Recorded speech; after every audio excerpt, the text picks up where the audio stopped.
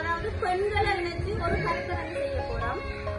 இன்றைய தினம் சரஸ்வதி சண்முகலிங்கம் அவர்களுடைய ஒரு வருட நினைவு நாளை முன்னிட்டு அவங்களோட குடும்பத்தார நிதி அனுசரணையோட இன்றைய இந்த கருத்தரங்குக்கு மதிய போஷணம் அவங்க தராங்க.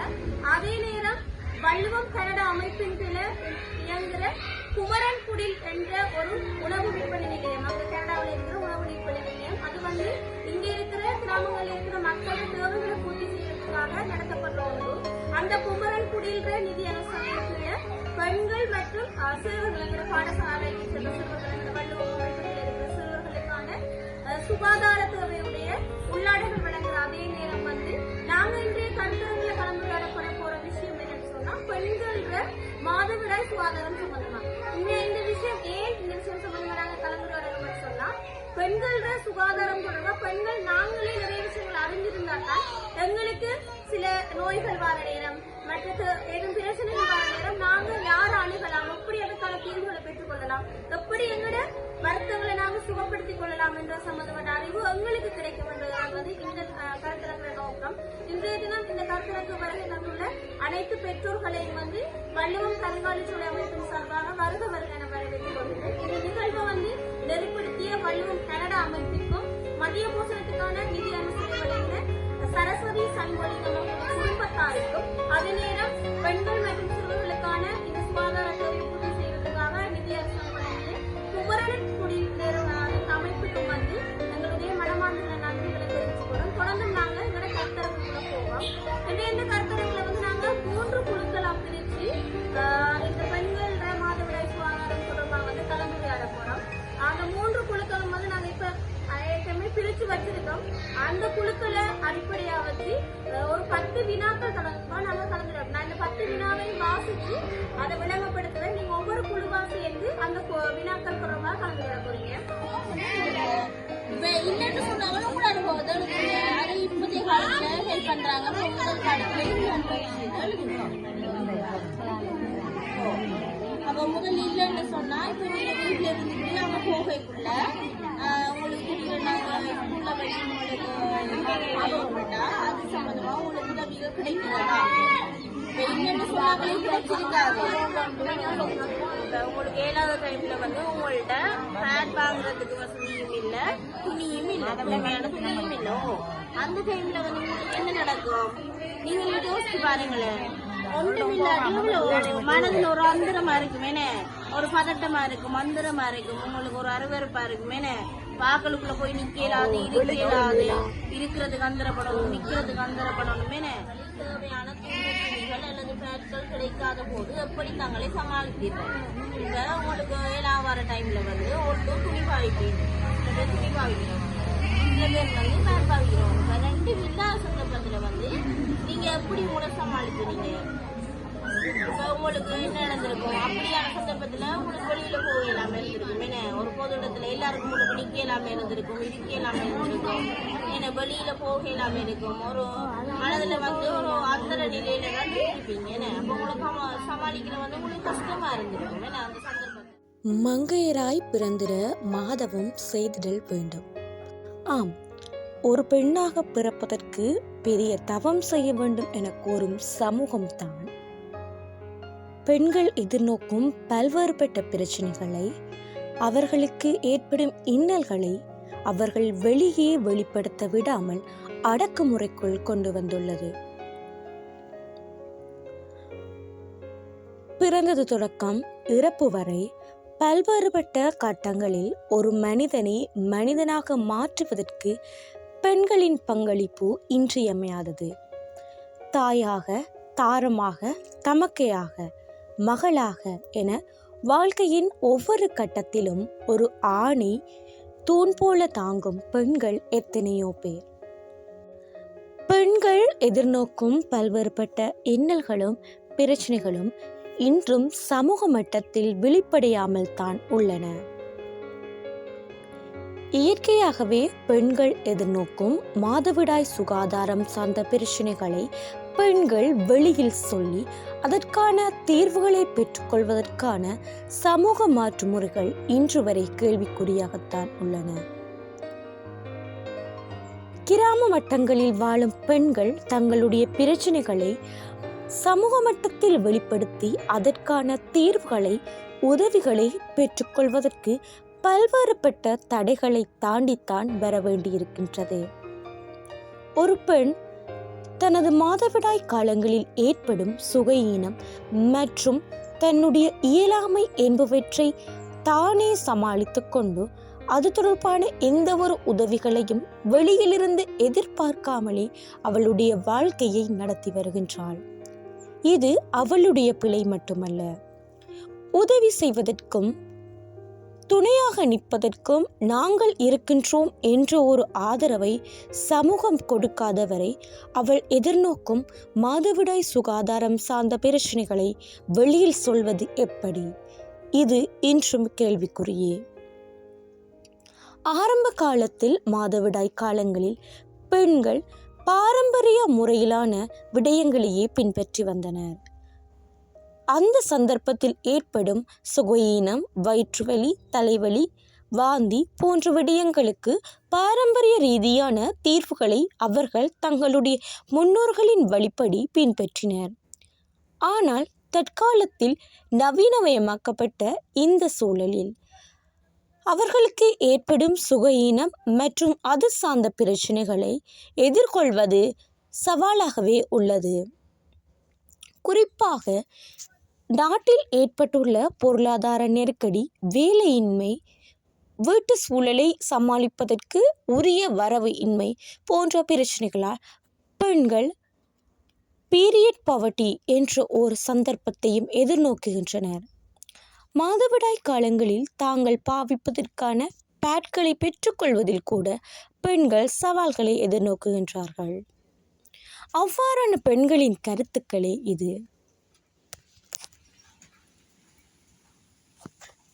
மாதவிடாய் தொடர்பாக உங்களுக்கு எதிர்கொண்ட சமூக அவமானங்கள் அல்லது முன்னோடிகள் இருந்தனவா? ஆம், இருந்தது. நான் ஸ்கூல் படிக்கிற காலங்களில் ஸ்கூல் விட்டு வரக்குள்ள சட்டையில எல்லாம் பட்டு பிரச்சனையாக இந்த ஃப்ரெண்ட் உள்ளதான் என்னைய சக்கில் ஏற்றுக்கொண்டு விட்டவர் இது நான் பார்த்ததுன்னு சொன்னால் என் ஃப்ரெண்டுக்கு பீரியட்ஸ் டைமில் அவங்க சட்டையெல்லாம் பட்டுது. டீச்சர் பின்னுக்கு ஊசி ஊற்றி ஒரு ஆட்டோவை பிடிச்சி அவங்களோட வீட்டுக்கு அனுப்பி வச்சாவும். பட் நான் படிக்கக்குள்ள ஸ்கூல் காலத்தில் அப்படி சட்டையில் பட்டா பிள்ளைகளை தனிமைப்படுத்தி வைப்பாங்க. ஆஃபீஸுக்குள்ளே வச்சுட்டு கோல் எடுத்து பெற்றார்கிட்ட அறிவிப்பாங்க. அறிவிச்சு அந்த பெற்றார் சட்டையோட போவாங்க. போய் அந்த ஸ்கூல் யூனிஃபார்முக்கு மேலே சட்டையை போட்டு கூட்டிட்டு ஆட்டோவில் எடுத்து போனது வீட்டை தான் தருவாங்க. நாங்கள் படிக்கிறதுக்குள்ள எங்களோட புறான் அவ்வே சட்டை ஊசெல்லாம் குத்தி பட்டது கதிரையெல்லாம் பட்டது அவ்வை துடைச்சி எல்லாம் செய்து சட்டை குத்தி ஸ்கூல் விட்டு வந்து அப்படி நடந்து வராங்க. ஏதாவது சட்டை ஏற்றி வந்து வீட்டை வந்து விட்டு போட்டு அம்மா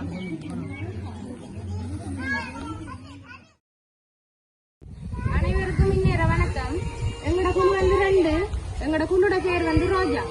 முதலாவது கேள்வி, உங்கள் கல்வியில் மாதவிடாய் தொடர்பான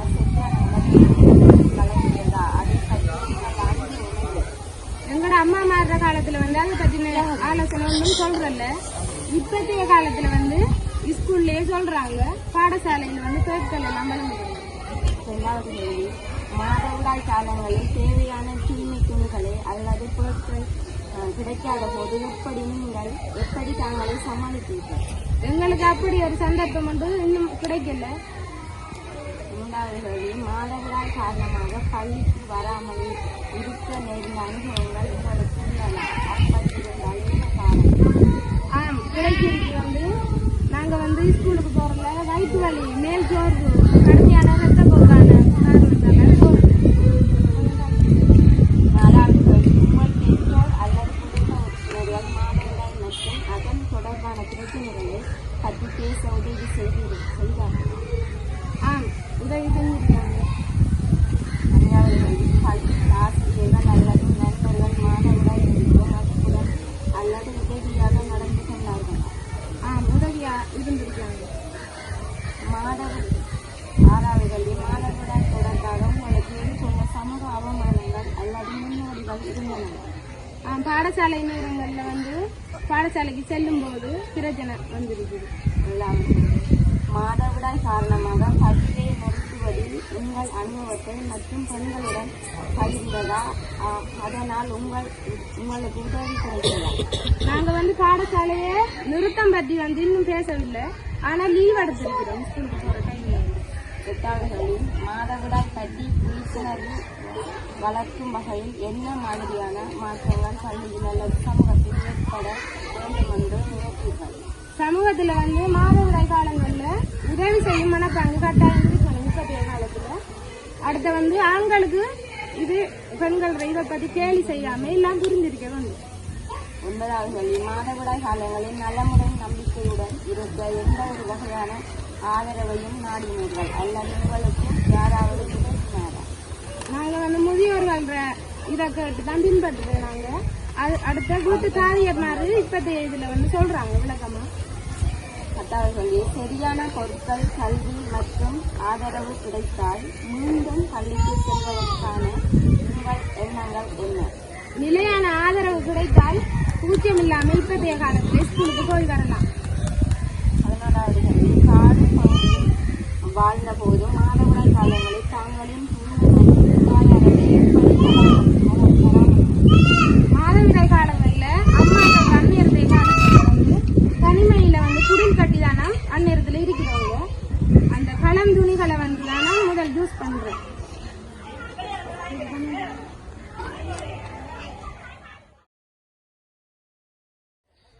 அனைவருக்கும் வணக்கம்.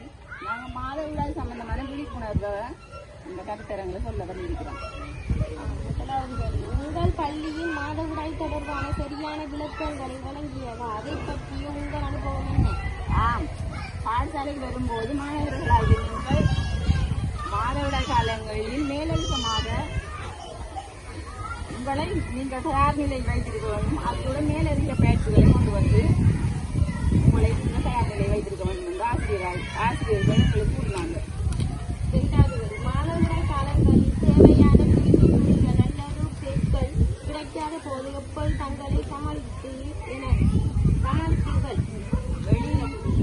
வெளியில் எங்கும் செல்லாமல் வீட்டில் ஒரு சுகமாக மன அழுத்தத்துடன் இருந்து அன்றைய நாளை கழிக்கிறாங்க. 3வது மாதவிடாய் காரணமாக பள்ளிக்கு வராமல் இருக்க நேர்ந்த அனுபவங்கள் உங்களுக்குள்ளது. அப்படி இருந்தால் என்ன காரணம்? ஆம், மாதவிடாய் காலங்களில் உடல் சுகையினமுற்று மூச்ச சுபாவமாக இருக்கிறதால நாங்கள் பாடசாலைக்கு போவாங்க. யூனிஃபார்ம்ல அப்பும் பட்டா அவங்களுக்கு தெரியும்ன்றதால பாடசாலைக்கு போகாமல் இருக்கிறோம். 4வது உங்கள் பெற்றோர் அல்லது குடும்ப உறுப்பினர்கள் மாதவிடாய் மற்றும் அதன் தொடர்பான பிரச்சனைகளை பற்றி பேச உதவி செய்தார்களா? ஆம். 5வது கேள்வி, பள்ளி ஆசிரியர்கள் அல்லது நண்பர்கள் மாதவிடாய் குறித்து மதிப்புடன் அல்லது உதவியாக நடந்து கொண்டார்களா? ஆம், மாதவிடாய் காலத்தில் நாங்கள் பேட்ஸ்களை கொண்டு போகாட்டி அது ஆசிரியர்கள் எங்களுக்கு தந்து உதவி, எங்களை நண்பர்கள் தந்து உதவி செய்தாங்க. 6வது மாதவிடாய் தொடர்பான உங்களுக்கு எதிர்கொண்ட சமூக அவமானங்கள் அல்லது முன்னோடிகள் இருந்தனவா? ஆம், நம்ம ஒரு கூட்டத்துக்கு போகும்போது உடுப்பில் பட்டா ஒரு புறமாக ஒதுங்கி மன சஞ்சலத்தோட கூட்ட சுபாவமாக இருந்திருக்கிறோம். அதை தான் இதில் எழுதியிருக்கிறோம். மாதவிடாய் காரணமாக பள்ளியை நிறுத்துவதில் உங்கள் அனுபவத்தை மற்ற பெண்களுடன் பகிர்ந்ததா? அதனால் உங்களுக்கு உதவி கிடைத்ததா? ஆம், வயிற்று வலிக்கு இந்த மாத்திரைகளை பாவித்து மேலதிகமாக பேட்ஸ்களை கொண்டு போய் அதுக்குரிய மாற்று வழிகளை செய்தாங்க. 8வது மாதவிடாய் பற்றிய விழிப்புணர்வு வளர்க்கும் வகையில் என்ன மாதிரியான மாற்றங்கள் பள்ளியில் அல்லது சமூகத்தில் ஏற்பட வேண்டும் என்று நினைக்கின்றீர்கள்?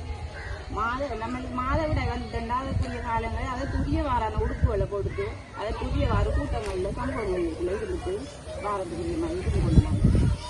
9வது மாதவிடாய் காலங்களில் நலமுடனும் நம்பிக்கையுடனும் இருக்க எந்த ஒரு வகையான ஆதரவையும் நாடினீர்களா அல்லது உங்களுக்கு யாராவது உதவினாரா?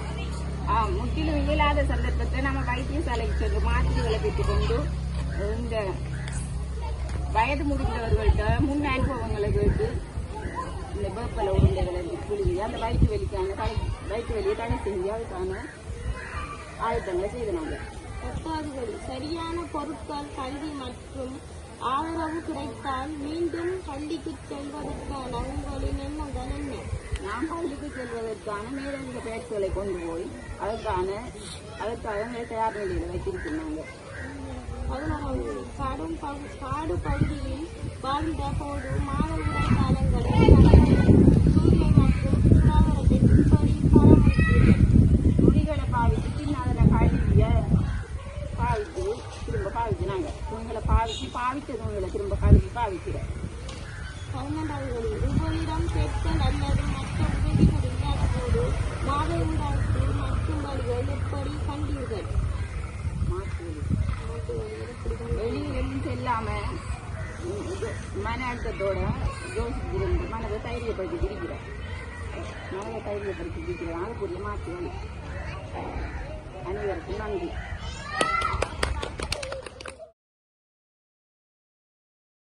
அனைவருக்கும் வணக்கம். எங்கட குழு ராணி, நாங்க மூண்டாங்குழு. கேள்வி வாசிக்கிறோம்.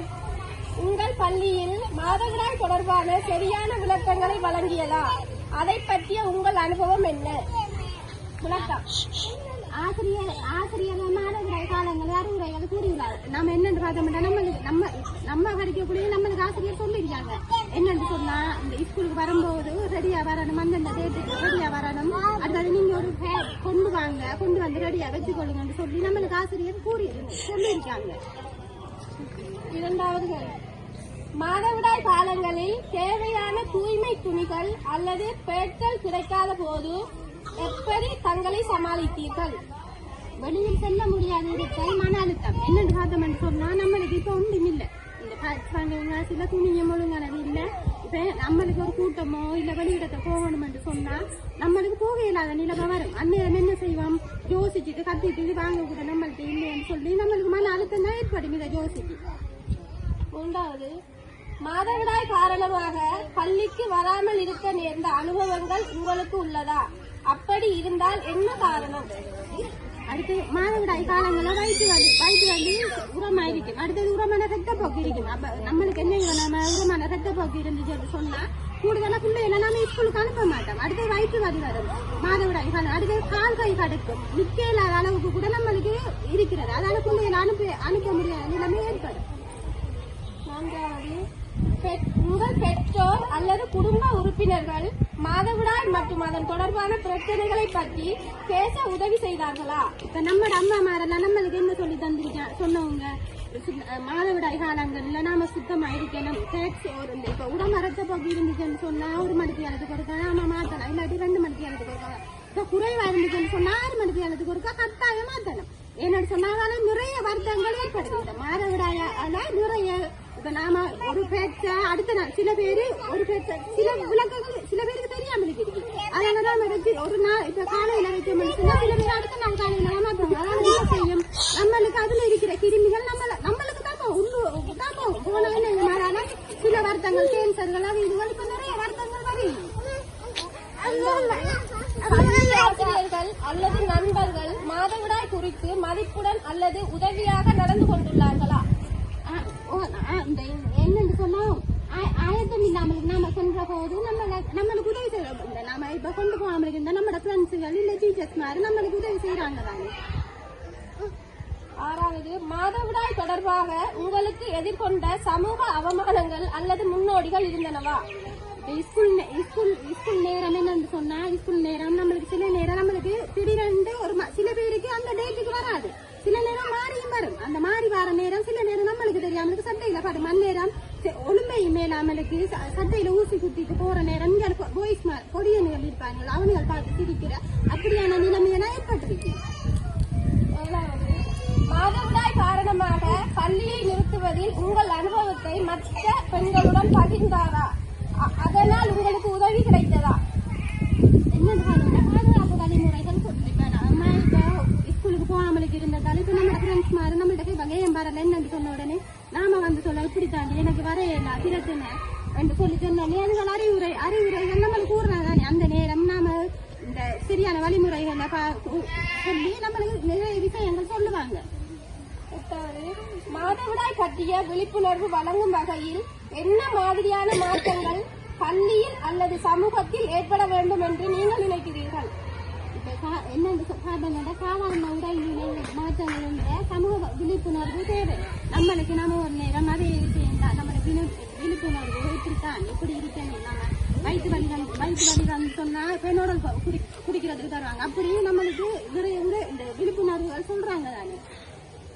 9வது, மாதவிடாய் காலங்களில் நலமுடனும் நம்பிக்கையுடனும் இருக்க எந்த ஒரு வகையான ஆதரவையும் நாடினீர்களா அல்லது உங்களுக்கு யாராவது உதவினாரா?